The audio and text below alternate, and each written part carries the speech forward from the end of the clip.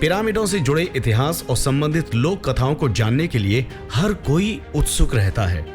इन पिरामिडों और मम्मी से जुड़ा रहस्य जितना खतरनाक है उतना ही ज्यादा उत्साहित करने वाला भी है। दुनिया के 7 अजूबों में शामिल गीजा के पिरामिड के विषय में माना जाता है कि इसमें मिस्र के राजा तूतनखामुन फराओं की कब्र है। इतना ही नहीं, अन्य पिरामिडों की तुलना में बेहद विशाल इस पिरामिड के पीछे एक डरावनी दंत कथा भी है कि इसमें आज भी फराओं की रूह घूमती है। मम्मी को लेकर पश्चिमी देशों में तमाम किस्से कहानियां चलन में हैं। इन पर कई फिल्में भी बनी हैं।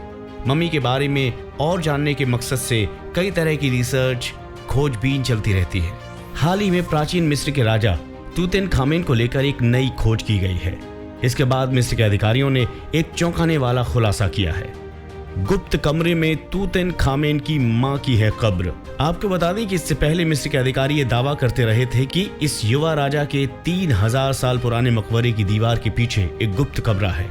एक थ्योरी में कहा गया है कि तूतनखामेन के मकबरे में एक गुप्त चैम्बर है जिसमें रानी नेफरतीती का मकबरा हो सकता है। कई लोगों का मानना है कि रानी नेफरतीती तूतनखामेन की मां थी। इस छुपे हुए मकबरे को खोजने का काम तब शुरू हुआ जब ब्रिटिश पुरातत्वविद निकोलस रिवेस को प्लास्टर के नीचे दरवाजा होने के कुछ सबूत मिले थे। 2015 में छपे निकोलस रिवेस के research paper the burial of Nefertiti के मुताबिक रानी नेफरतीती के लिए भी एक छोटा मकबरा बनाया गया था और उनके अवशेष भी इसी मकबरे के अंदर हो सकते हैं।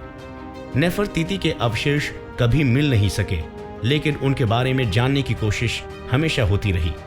रानी नेफरतीती की एक 3000 साल पुरानी मूर्ति आज भी मौजूद है, जो कि प्राचीन मिस्र में उनकी पहचान को और भी पुख्ता करती है। ये भी माना जाता है कि रानी के पति फराओ अखनातन की मौत और उनके बेटे के गद्दी पर बैठने के बीच का जो वक्त था, उस दौरान रानी ने मिस्र पर शासन किया था।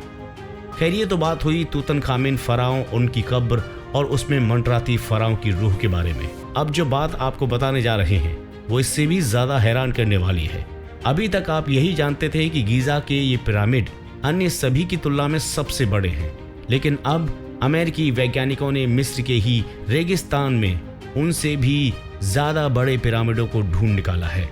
उल्लेखनीय है कि अमेरिकी भूगर्भ वैज्ञानिक एंजेलिना मिकोल ने कई बार पहले भी ये दावा किया था कि मिस्र में गीजा के पिरामिडों से बड़े पिरामिड भी मौजूद हैं, लेकिन हर बार उनके इस दावे को खारिज कर दिया गया था।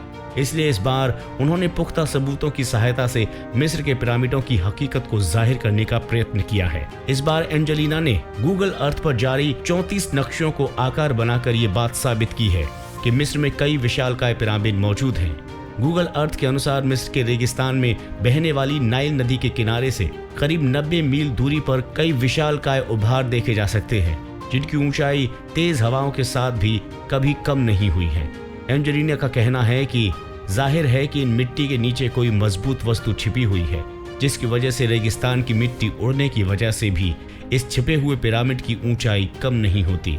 ये अध्ययन को करने वाले वैज्ञानिकों का मानना है कि अबू सिधर शहर यानी कि मिस्र से करीब 12 मील की दूरी पर 220 फीट चौड़ी एक तिकोनी आकृति है, जिसका आकार गीजा के पिरामिड से भी 3 गुना ज्यादा है। ये तिकोनी आकृति 3 पिरामिडों को दर्शाती है, जिनका आकार क्रमशः 254 फीट, 330 फीट और 100 फीट है। ओमान की सल्तनत के पूर्व राजदूत मधेद कमाल एल कैदी के अनुसार उनके पास ऐसे दुर्लभ नक्शे हैं जिसे कभी किसी ने नहीं देखा। मधेद की माने तो शोधकर्ता मोहम्मद एलाई सोलमन इन टीलों की खुदाई करवा रहे थे। उन्हें लगा कि इन टीलों के पीछे ग्रेनाइट की ठोस चट्टानें हैं, इसलिए खुदाई वहीं रोक दी गई थी। मेदत के अनुसार उनके पास कुछ ऐसे प्राचीन दस्तावेज भी हैं जो ये स्पष्ट करते हैं कि इनके टीलों के भीतर विशालकाय पिरामिड हैं। अगर अमेरिकी अध्ययनकर्ताओं और मधेद अल कैदी की बात सच है तो उसका मतलब है कि जल्द ही हमें एक और अजूबे के होने का जिक्र सुनाई दे सकता है। वाव फैक्ट्स में आज के लिए बस इतना ही। वीडियो आपको कैसा लगा जरूर बताएं कमेंट सेक्शन में। नमस्कार।